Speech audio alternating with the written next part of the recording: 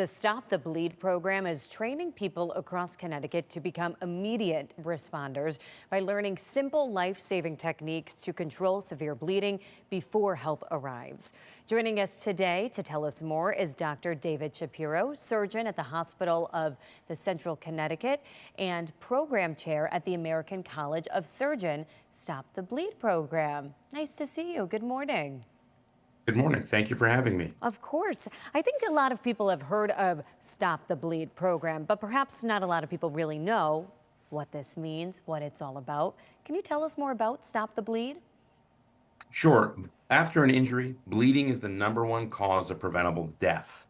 And that means that it's also the number one cause of preventable problems after an injury. So Stop the Bleed turns an ordinary bystander, like everyone in the world, into an immediate responder who can help right away when facing a bleeding emergency. It helps immensely between the injury and when EMS arrives. And what are some of the ways a bystander could help stop the bleed? So first and foremost, it's calling EMS and getting help. But after that step, we need to take control by applying pressure, packing an open wound if it's bleeding, and then sometimes applying a tourniquet. Those three steps you can learn in the program at stopthebleed.org or by having a course in your area. And let's talk more about that training. How long is the training program? What is expected of people looking to sign up? So anyone can sign up for it. If you go to the website, you can request a course where you are, and most of us in Connecticut provide the course for free, those of us who are instructors. At the course, you'll spend a maximum an hour. You'll learn the hands-on version of that pressure, packing, and tourniquet. You'll learn how to assess a scene and make sure it's safe.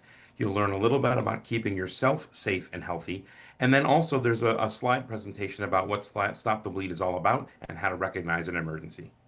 And I have to ask you this, doctor, I would imagine that some people just have the mindset if they are around or find themselves in an emergency, that is involving a stranger, they are nervous, they don't have the confidence to get involved, they just want to stay away from the situation. As a physician, as a surgeon, what is your advice or what is your message to people? Why should they sign up for this program? Why should they step up and help? I think this is what's most important about the program. This is empowering. If someone were to collapse near you, many people would decide to check her pulse and do compressions like in CPR. Bleeding, it's very similar. It can be a little more trepidatious, though, and concerning when you're seeing someone bleeding. This program gives you the confidence and the skills needed to do this. It's about helping your fellow citizen, your fellow non-citizen, or anyone else that's before you, and making a difference because you can really save a life. Yeah, well said. Thank you so much for the work that you do, and thank you for sharing more about the program with us here on Good Morning Connecticut. Thank you very much. Have a good day. You as well.